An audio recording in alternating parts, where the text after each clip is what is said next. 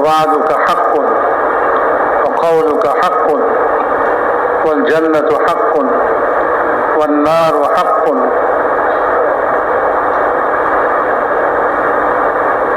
والنبيون حق ومحمد رسول الله حق والساعة حق. یہ ہے حق. اللہ حق ہے. اللہ ہے. اللہ ہی سب پیدا کرنے والے ہیں. سب کا مالک اللہ ہے. سب کا خالق اللہ ہے. سب کا رزق دینے والے اللہ ہیں. اللہ کے علاوہ کوئی نہیں کہ پیدا کرے کہ ساری دنیا کا مالک بنے. اللہ ہی مالک ہے. هو الملک. اللہ مالک ہے. اللہ خالق ہے. اللہ رازق ہے. اور جتنی بھی حالت دنیا میں ہے سب کا مالک اللہ ہے. صحت کا مالک اللہ ہے. بیماری کا مالک اللہ ہے. حیات کا مالک اللہ ہے. موت کا مالک اللہ ہے. عزت کا مالک بھی اللہ ہے. ذلت کا مالک بھی اللہ ہے. دنیا کی ذرہ ذرہ چیزوں کے مالک اللہ ہے. وہ ایسا اللہ ایسا مالک ہے. فعال لما یرید. جو چاہے کر لیتے ہیں. جو چاہتے ہیں کرتے ہیں. کوئی اس کو روکنے والا نہیں. اور جو کچھ بھی کرتے ہیں اس میں انجام سے نہیں ڈرتے. ولا یخاف عقباها. قوم کے قوم ہلاک کر دیتے ہیں. کوئی ڈرتے نہیں. کسی سے ڈرتے نہیں. اس کا انجام کیا ہوگا انجام سے نہیں ڈرتے. وہ ایسا ہے. تو اللہ حق ہے. یہ اللہ کی ساری صفتیں حق ہیں. آمنت باللہ کما ہوا باسمائہ وصفاتہ. اللہ حق ہے. اللہ پر ایمان لایا میں نے جیسے کہ وہ اپنے ناموں میں ہے اپنی صفتوں میں ہے. وہ جانتا ہے وہ کس کیفیت میں ہے. تو اللہ حق ہے. اللہ ہی کھلاتے پلاتے ہیں. یہی حق ہے. بارش اللہ برساتے ہیں. زمین سے غلہ اللہ اگاتے ہیں. یہی حق ہے. اور جو چیزیں ہم دیکھتے ہیں یا باطل والے بتاتے ہیں وہ سب باطل ہے. سب باطل ہے. سب کچھ اللہ کرتے ہیں. یہی حق ہے. اللہم انت الحق ولقاؤک حق. اللہ سے ملاقات کرنی ہے. ہر ایک کو اللہ سے ملنا ہے. اللہ کے پاس واپس جانا ہے. انا للہ و انا الیہ راجعون. ہم اللہ ہی کے ملک ہیں. اللہ ہی کے پاس سے آئے ہیں. اللہ کے پاس لوٹ کے جانا ہے. تو اللہ سے ملاقات حق ہے. اللہ سے ملاقات ہوگی اور اللہ تعالی حساب لیں گے. زندگی کے حساب چکائیں گے. اور اللہ تعالی سب جانتے ہیں. سب حالات جانتے ہیں. جب اللہ سے ملاقات ہوگی تو پھر اللہ تعالیٰ پوچھیں گے کیا کر کے آئے ہو, کیا لے کے آئے ہو. ایک آدمی قیامت میں اس کو حاضر کیا جائے گا. دنیا میں ساری نعمتیں اللہ تعالیٰ نے اس کو دی تھی. اس کو اللہ کے سامنے حاضر کیا جائے گا. اللہ تعالیٰ پوچھیں گے تم کو میں نے یہ دیا, یہ دیا, یہ دیا. ساری نعمتیں میں نے تم کو دیا تھا، آج کے لیے تم کیا لائے ہو؟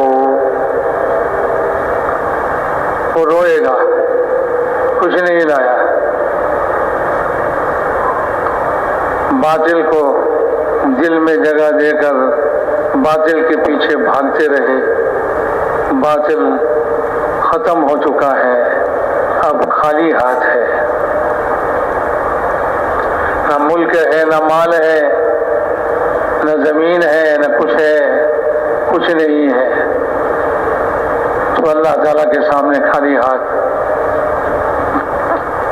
اللہ تعالیٰ پوچھنے پر پیش کرنے کی کوئی چیز اس کے پاس نہیں ہوگی، تو کیا کرے گا؟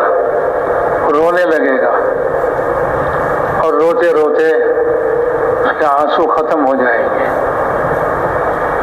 پھر اللہ تعالیٰ اس کو کہیں گے میں نے تم کو یہ نعمت دی تھی، یہ نعمت دی تھی، یہ نعمت، ساری نعمتیں گنوائیں گے اللہ تعالیٰ، اور پوچھیں گے تم نے آج کے لیے کیا کر کے لایا؟ تو پھر اس کے پاس تو کچھ ہے ہی نہیں، تو پھر وہ رونے کی کوشش کرے گا۔ اب رونے سے پانی نہیں، اب خون نکلے گا، پانی تو پہلے ہی ختم، اب خون نکلے گا، اب خون بھی ختم ہو جائے گا۔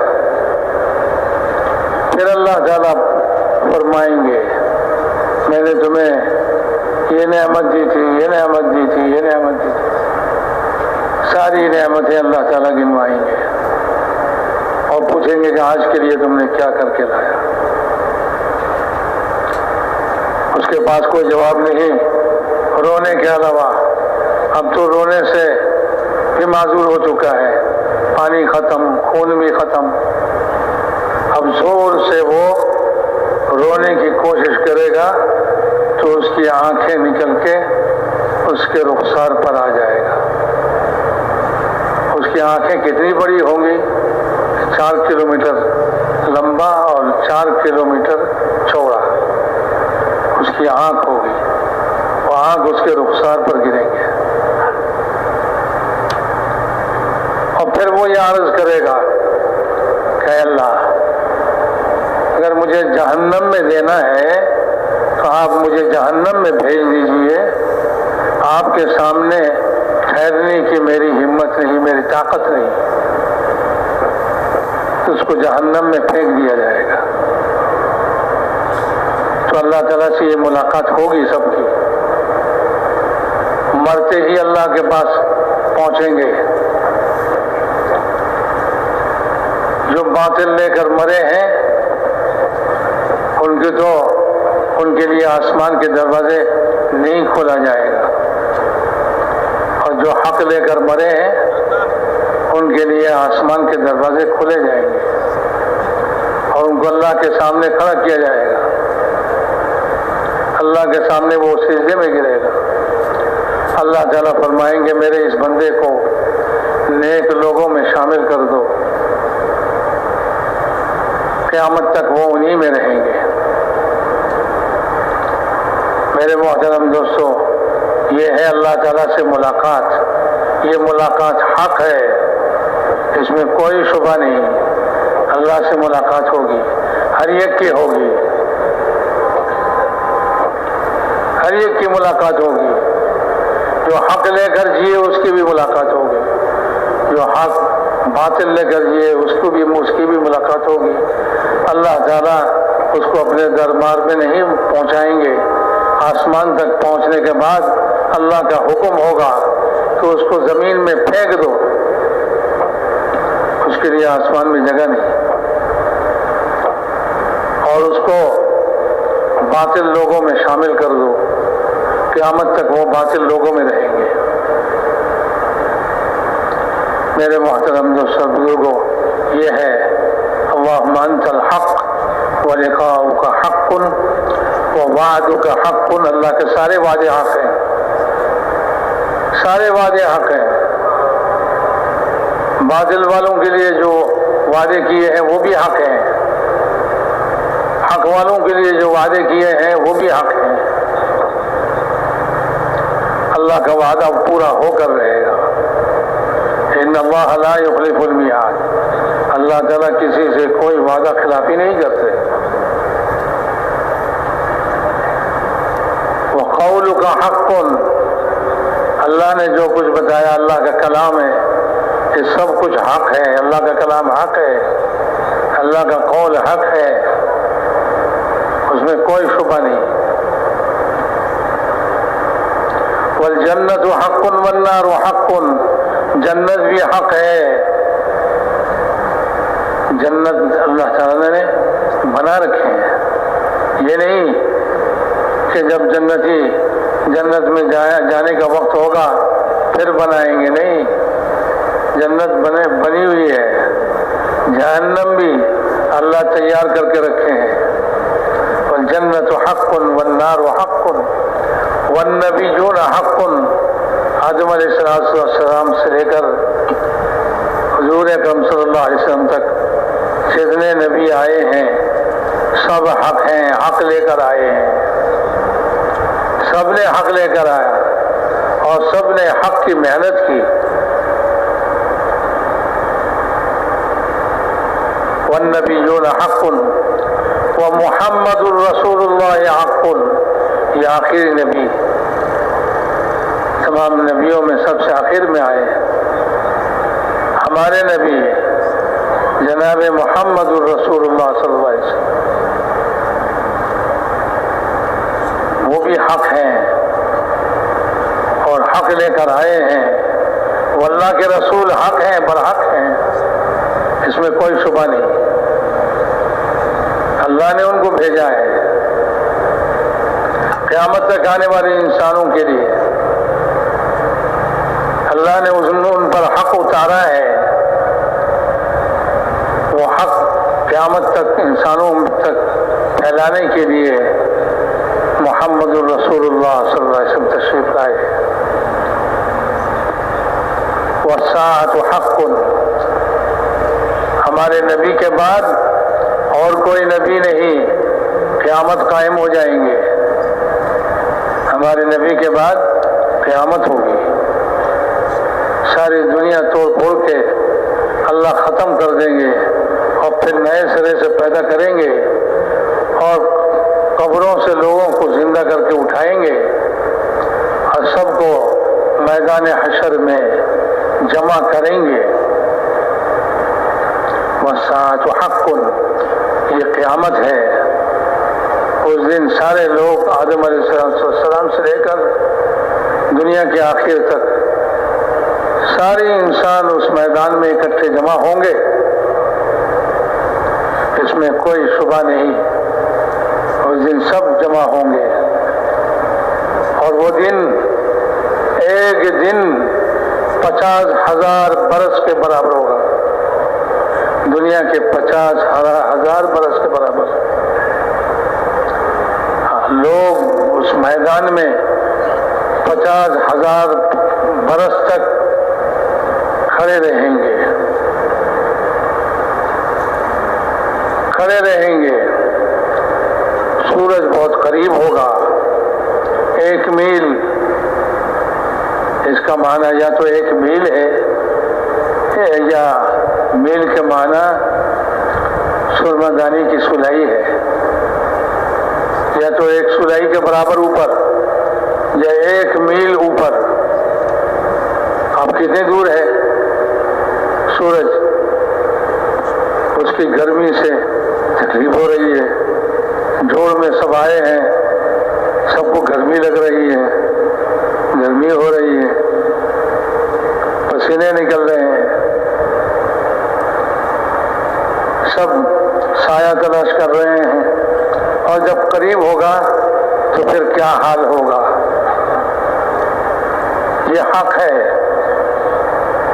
قیامت کے دن حق ہے، سب اس میں اٹھیں گے، سب جمع ہوں گے اور سورج بہت قریب ہوگا، گرمی ہوگی، کیسی گرمی کہ اس سورج کی تپش سے، گرمی سے دماغ کھولنے لگیں گے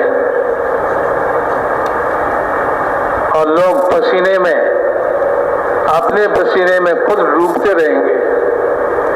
کسی کا پسینہ اس کے ٹخنوں برابر، کسی کا پسینہ گھٹنوں برابر، کسی کا پسینہ سینے کے برابر، کسی کا پسینہ اس کے منہ کے ہونٹ کے برابر. اتنے پسینے نکلیں گے. اور اسی پسینے میں کتنے دن؟ 50,000 برس کے برابر ایک دن. وہ ایک دن ہوگا. اللہ کا عرش اتارا جائے گا، فرشتوں کے چاروں طرف سے گھیراؤ ہوگا. کوئی بھاگنے کی جگہ نہیں، کوئی سایہ نہیں، کوئی سایہ نہیں، سوائے اس کے کہ کچھ لوگوں کو اللہ تعالیٰ اپنے عرش کے سائے میں جگہ دیں گے. وہ عرش کے سائے میں ہوگا. اور یہ صدقات آدمی کے سر پر سایہ ہوگا، اس کا صدقہ، دنیا میں جو صدقہ کیے. تو میرے محترم دوستوں اور بزرگوں، یہ حق ہے، یہ سب ہونے والا ہے. جہنم کو قریب لایا جائے گا، جہنم کو قریب لایا جائے گا. اس کی آگ نظر آئے گی. لَتَرَوُنَّ الْجَحِيمَ، تم جہنم کو دیکھو گے.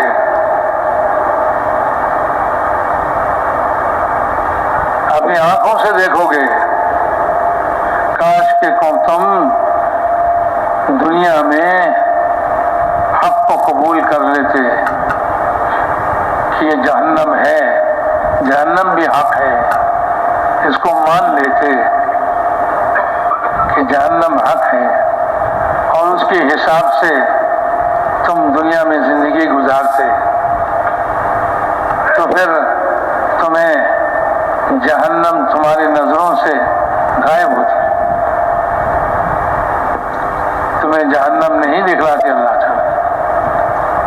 ورنہ ان لوگوں کو جو جہنم کو نہیں مانا، اس حق کو نہیں مانا، باطل کے پیچھے بھاگتے رہے، باطل کے پیچھے فرصت نہیں.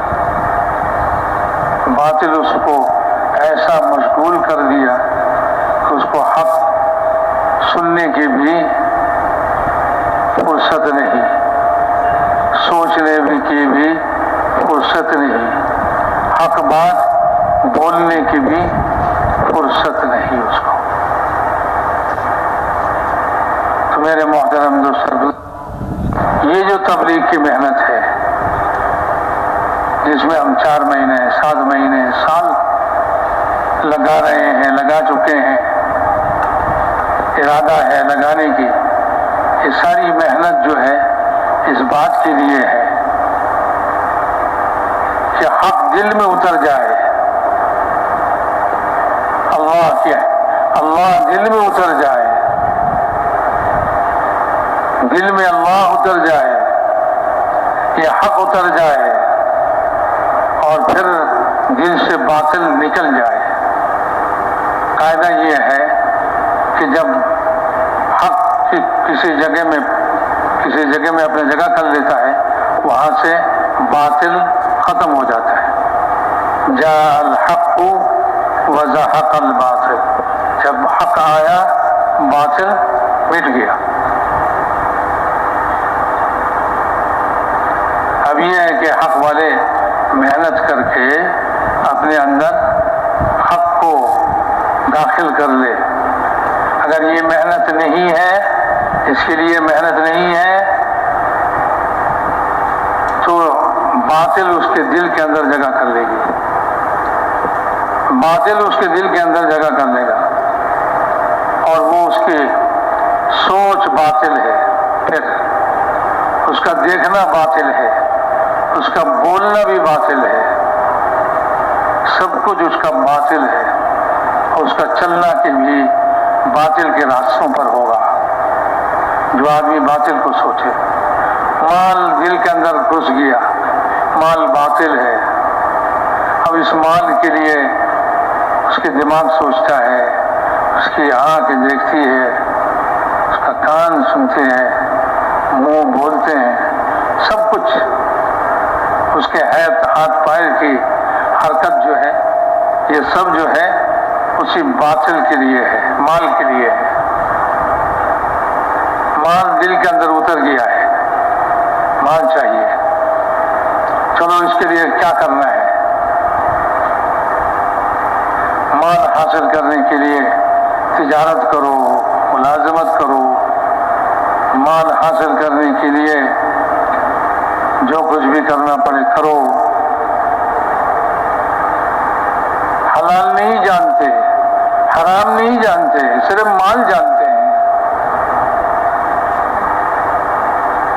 جس طریقے سے بھی مال حاصل ہو جائے وہ طریقہ اختیار کریں گے، سود کے راستے سے کریں گے، رشوت کے راستے سے کریں گے، چوری کے راستے سے کریں گے، دھوکے کے راستے سے کریں گے، جیسے بھی مال آئے، چونکہ باطل دل میں بیٹھا ہوا ہے۔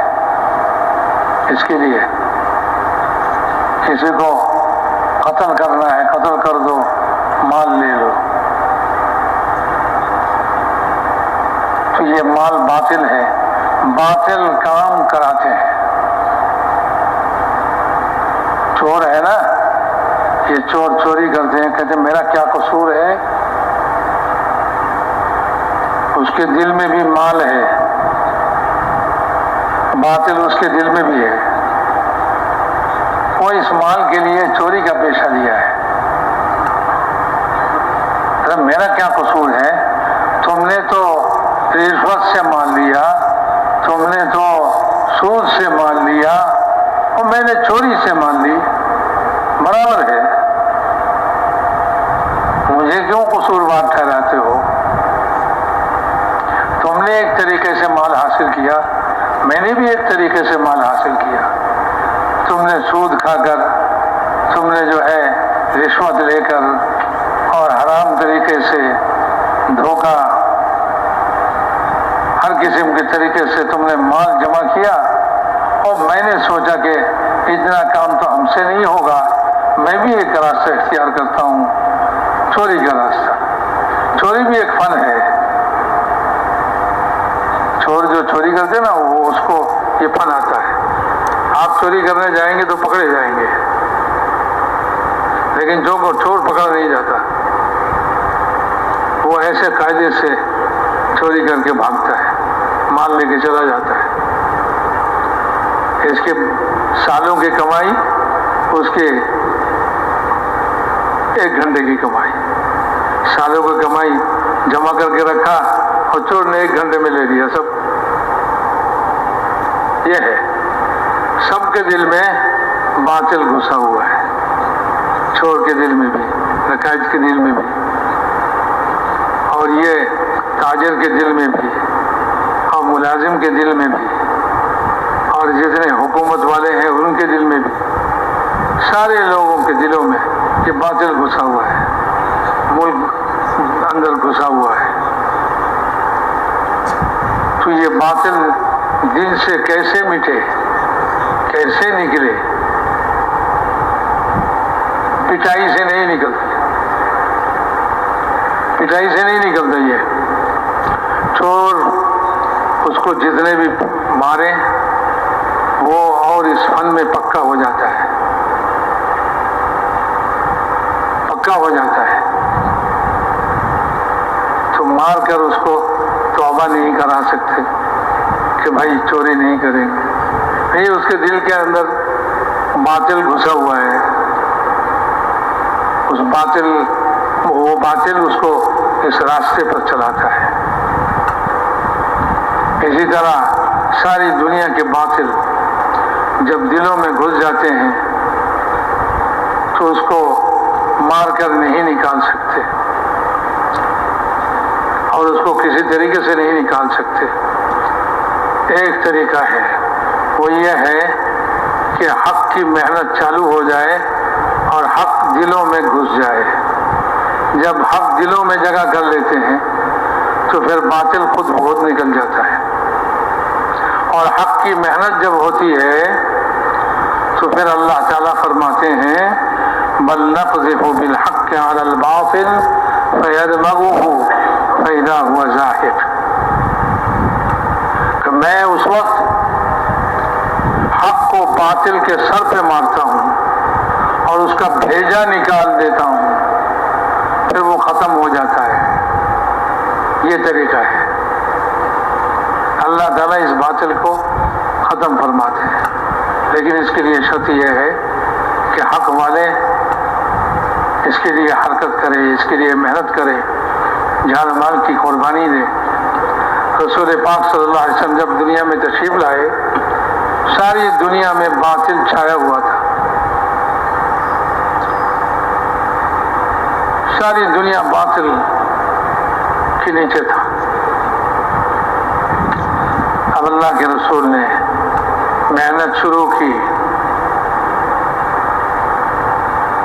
تو باطل دلوں سے حق دلوں کے اندر گھستا رہا، جس کے دل میں حق گھسا اس کے دل سے باطل نکل گیا۔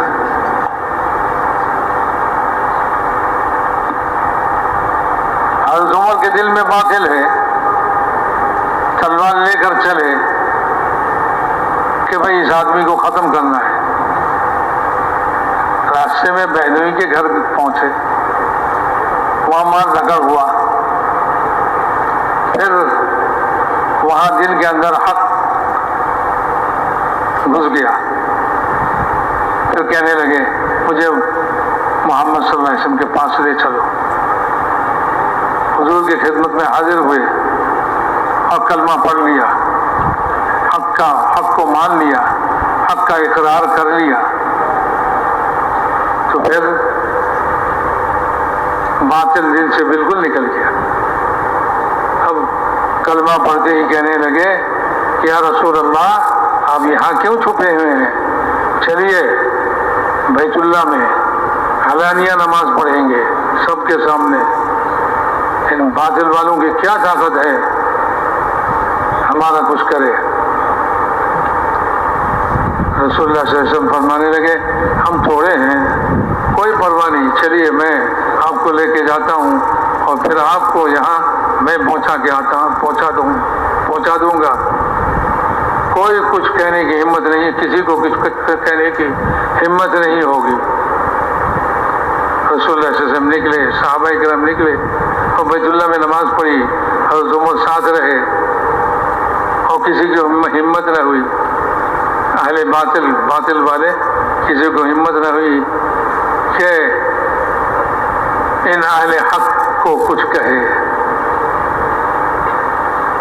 یہ ہے کہ رسول پاک صلی اللہ علیہ وسلم آنے سے پہلے ساری دنیا باطل سے چھایا ہوا تھا۔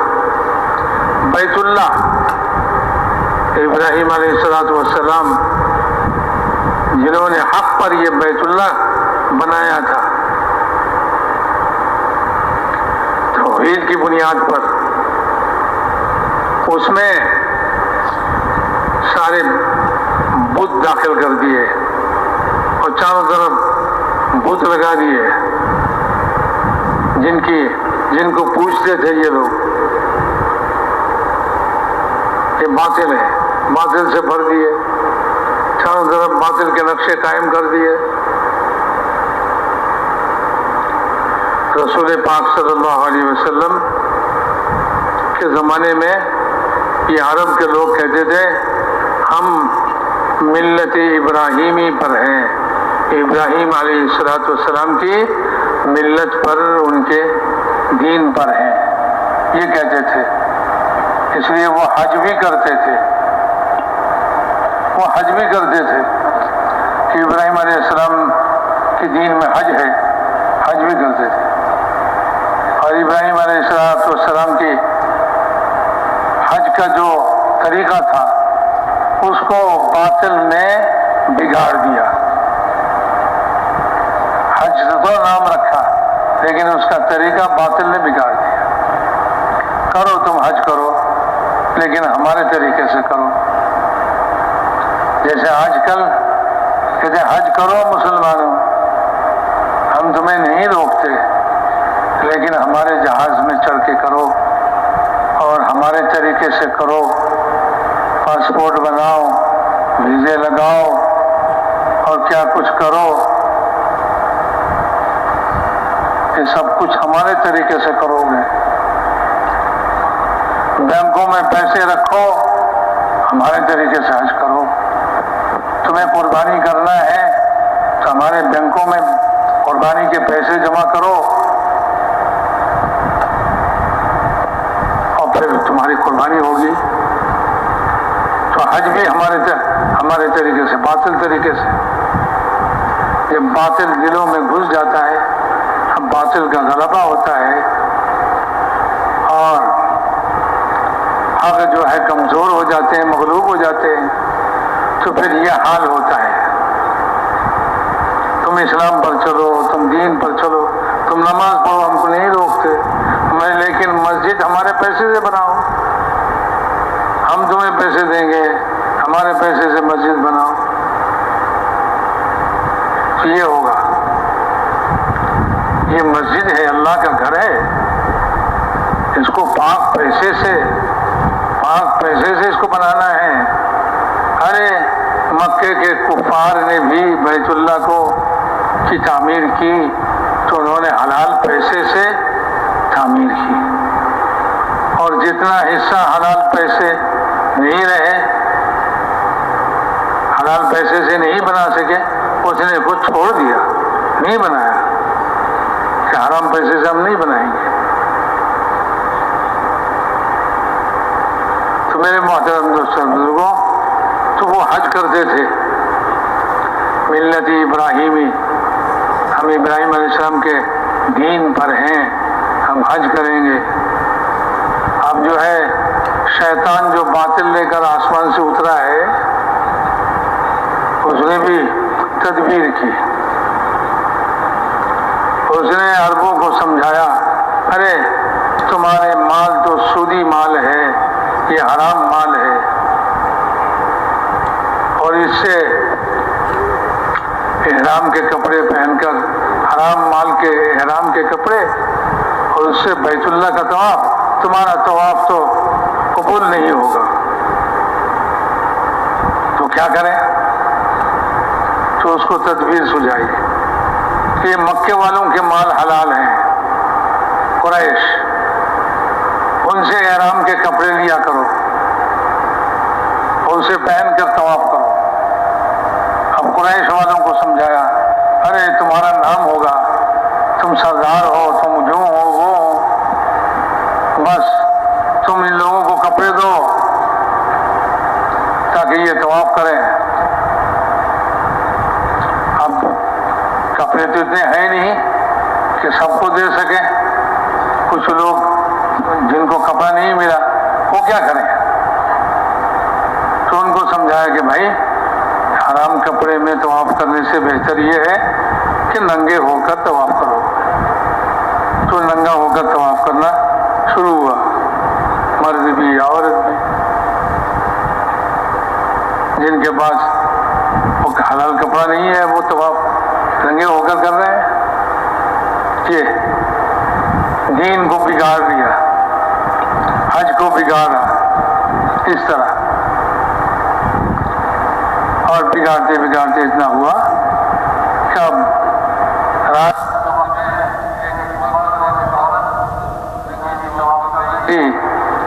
دونوں کا منہ کالا کر دیا شیطان نے، اور پھر اللہ تعالیٰ نے ان دونوں کو پتھر بنا دیا، اور صبح کو شیطان نے کہا کہ دیکھو یہ دونوں نے بدکاری کی، ان کو اللہ نے پتھر بنا دیا، بت جو ہے اس کو بیت اللہ پر دونوں طرف لٹکا دو تاکہ لوگ اس کو دیکھیں اور عبرت حاصل کریں کہ بیت اللہ میں ایسا کام نہیں کرنا چاہیے۔ کچھ دن گزرنے کے بعد پھر ایک کو صفا پر ایک مروہ پر کھڑا کر دو تاکہ سعی کرنے والے جب صفا پہ آئے تو اور جب مروہ پہ جائے اس کو دیکھے اور عبرت حاصل کریں۔ اور پھر کچھ دن جانے کے بعد لوگوں کو سمجھا کرے وہ ان کی پوجا کیا کرتے تھے تو ان کو بیت اللہ میں داخل کر دو، جس بیت اللہ کا طواف ہوتا ہے۔ تو سب نے مل کے اس کو بیت اللہ میں داخل کر دیا۔ یہ ہے شیطان نے اس طرح جو ہے دین کو بگاڑ دیا، حق کو بگاڑ دیا، حق کو مغلوب کر دیا۔ رسول پاک صلی اللہ علیہ وسلم جب دین حق لے کر آئے تو اس وقت یہ حال تھا۔ پھر آپ نے اس کو لے کر حرکت دی، اس کی دعوت چلائی، اور جس کے دل میں یہ حق داخل ہوا اس کے دل سے باطل نکل گیا،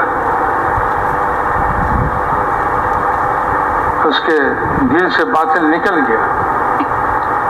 پھر اس طرح چلتا رہا، محنت چلتی رہی، حق کی محنت۔ اور 13 سال رسول پاک صلی اللہ علیہ وسلم نے مکے میں محنت کی ہجرت سے پہلے، اور پھر ہجرت کر کے مدینے گئے اور مدینے میں محنت کی، مدینے والے حق کو قبول کر لیا۔ پھر ایک وقت آیا کہ مکہ فتح کرنے کے لیے رسول پاک صلی اللہ علیہ وسلم صحابہ کو لے کر روانہ ہوئے اور مکے میں تشریف لائے۔ مکہ فتح ہوا۔ جب مکہ فتح ہوا تو طواف کرنے لگے۔ اب بیت اللہ کے چاروں طرف بت لگے ہوئے ہیں، ان بتوں کی طرف چھڑی سے اشارہ کرتے اور وہ بت سر کے بل گر جاتے، منہ کے بل گر جاتے۔ تو آج فتح مکے کے وقت اتنے سالوں کے بعد چھڑی سے اشارہ کر رہے ہیں اور باطل کے یہ نقشے منہ کے بل گر رہے ہیں۔ پہلے دن کیوں نہیں کیا؟ پہلے دن کیوں نہیں کیا؟ پہلے دن ہی آپ جو ہے سب کو مندہ منہ گرا دیتے۔ نہیں، یہ باطل کے ظاہری نقشے جو ہے اس کو مٹانے سے کیا فائدہ ہے جب اندر باطل بیٹھا ہوا ہے، باطل گھسا ہوا ہے۔ پہلے اندر سے باطل نکلے، حق داخل ہو جائے، پھر باہر کے نقشے خود بخود مٹ جائیں گے، خود بخود مٹ جائیں گے۔ اس لیے یہ محنت جو ہے یہی محنت ہے، لہذا صحابہ کے طریقے پر اس محنت کو کرنا ہے، اس محنت کو صحابہ کے طریقے پر کرنا ہے۔ اس لیے کہ رسول پاک صلی اللہ علیہ وسلم نے صحابہ کرام کے ذریعے سے یہ محنت کرائی۔ ان کے دلوں میں سب سے پہلے، اس امت کے اندر سب سے پہلے حق ان کے دلوں میں داخل ہوا اور باطل ان کے دلوں سے نکلا، اور ان کے ذریعے سے اس محنت کو کرایا۔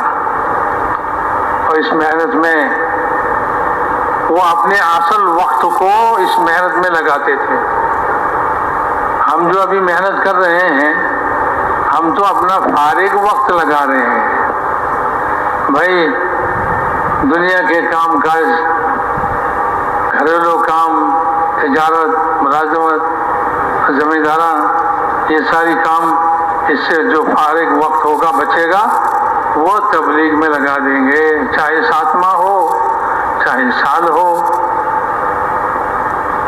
چاہے 4 ماہ ہو، جو بھی وقت لگائیں گے وہ فارغ وقت لگائیں گے۔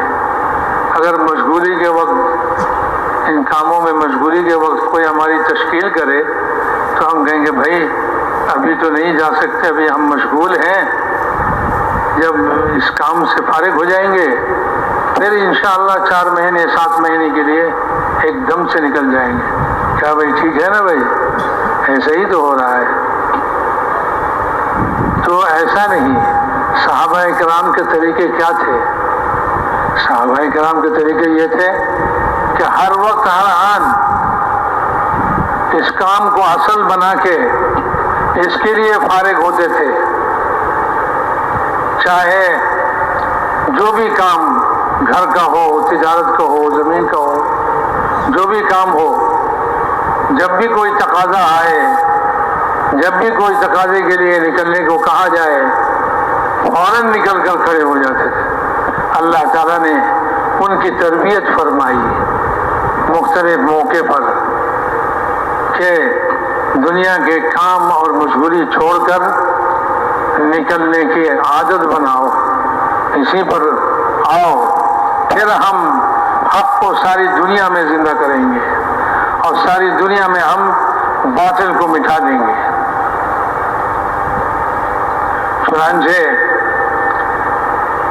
صحابہ کرام کی تشکیل ہوئی تبوک میں، سخت گرمی کا زمانہ ہے اور فقر و فاقہ ہے، پیسے نہیں، سامان نہیں، اور یہ کہ زمین تیار ہے کاٹنے کا وقت قریب ہے، اور درختوں پر کھجور جو پورے سال کے خوراک سے بنتے ہیں، کھجور اتارنے کا وقت قریب ہے۔ ایسے وقت میں نکلنا جبکہ سب کو سائے میں رہنا پسند ہے، باغ میں رہنا پسند ہے، اور پیسہ نہیں ہے، کچھ بھی نہیں ہے، ایسے وقت میں نکلنا بہت مشکل ہے۔ جب یہ نکلنے کا اعلان ہوا، نفیر عام کا اعلان ہوا کہ کوئی باندھ نہ رہے، سب نکلے، جس کے پاس خرچہ ہو وہ بھی نکلے، جس کے پاس خرچہ نہ ہو وہ بھی نکلے، سب نکلے۔ اور کھجور کا کیا ہوگا؟ تو کھجور نہیں اتاریں گے، کھجور کو درخت پہ چھوڑ کے ہی نکلے۔ ارے یہ تو سب خراب ہو جائیں گے، کتنے دنوں کا سفر ہے، مہینے بھر کا سفر ہے۔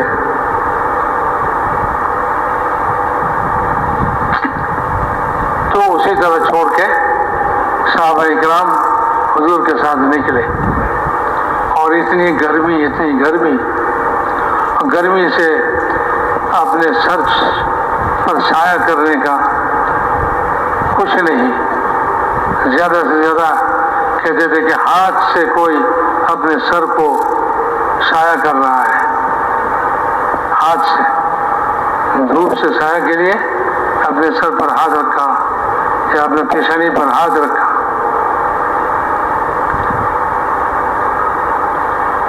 اور کھانے پینے کے بھی سامان نہیں ہے، پانی بھی، گرمی کا زمانہ ہے، پانی بھی کم ہو رہا ہے۔ پھر چلتے چلتے بہت سارے معجزے رسول پاک صلی اللہ علیہ وسلم کے اللہ تعالیٰ نے ظاہر کیے، پانی کے بارے میں، کھانے کے بارے میں، بہت سی۔ سب نکلو، یہ ہے۔ اور 3 شخص تھے جو ان کے حالت اچھی تھی، لیکن وہ آج چلیں گے، کل چلیں گے، یہ کرتے کرتے جانا نہیں ہوا۔ رسول پاک صلی اللہ علیہ وسلم واپس آ گئے۔ یہ 3 آدمی نہیں جا سکے۔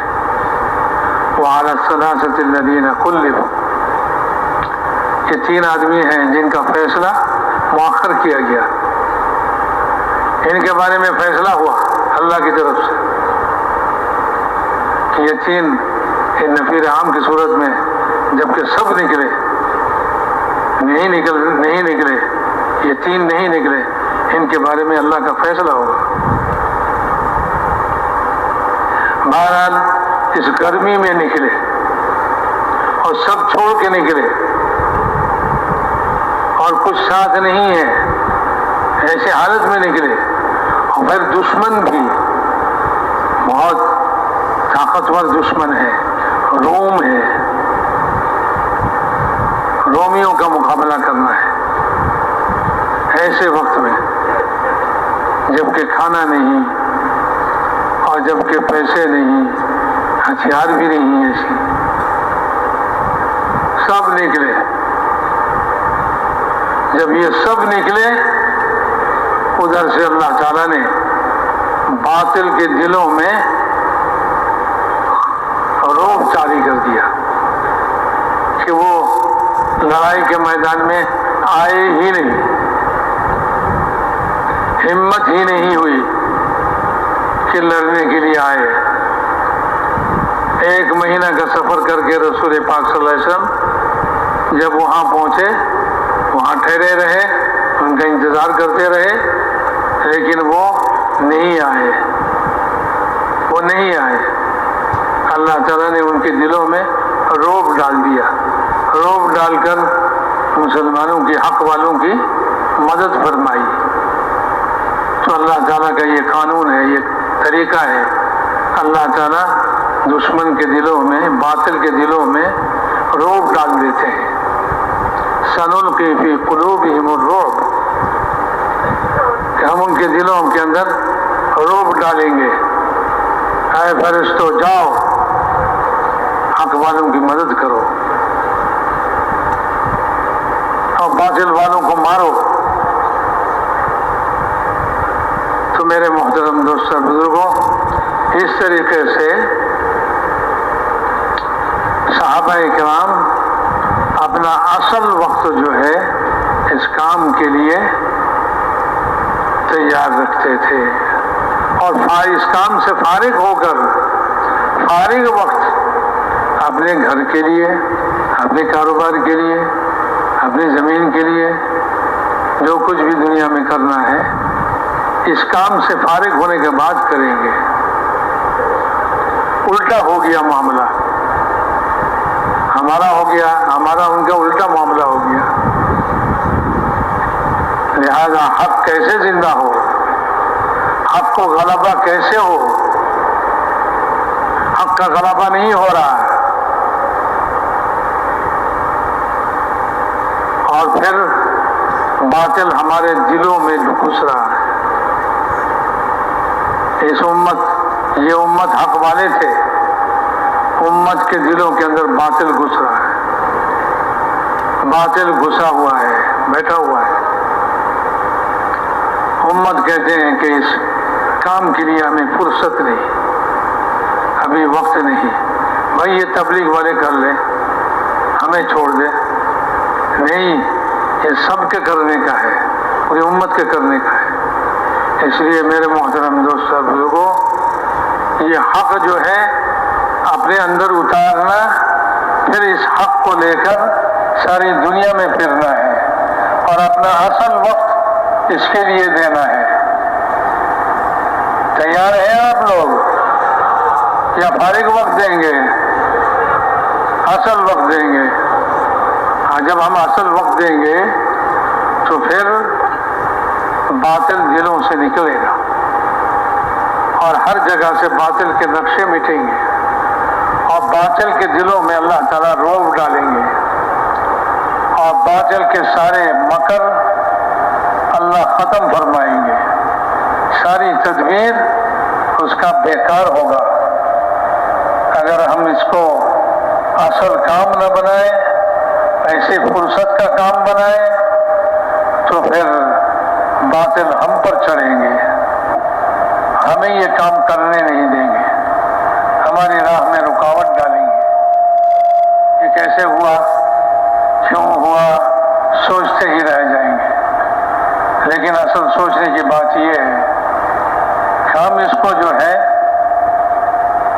اس حق کو لے کر اپنا اصل وقت نہیں لگا رہے ہیں کہ ہمیشہ تیار ہیں۔